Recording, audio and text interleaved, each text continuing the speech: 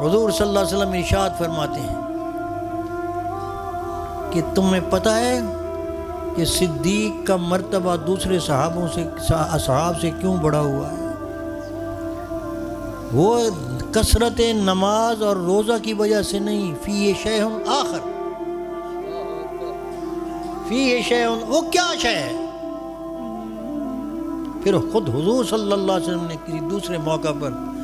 حضرت صدیق اکبر کی فضیلتیں بیان کرتے ہوئے فرمایا، کئی مرتبہ فرمایا کہ جب میں نے کہا کہ ایمان لاؤ اللہ پر اور مجھ پر، تو سب میں سے کسی نے، تم میں سے سب نے، کسی نے مہلت مانگی، کسی نے دلیل پیش کی، کسی نے اشکال پیش کیا، کسی نے انکار کیا۔ ایک ابو بکر تھا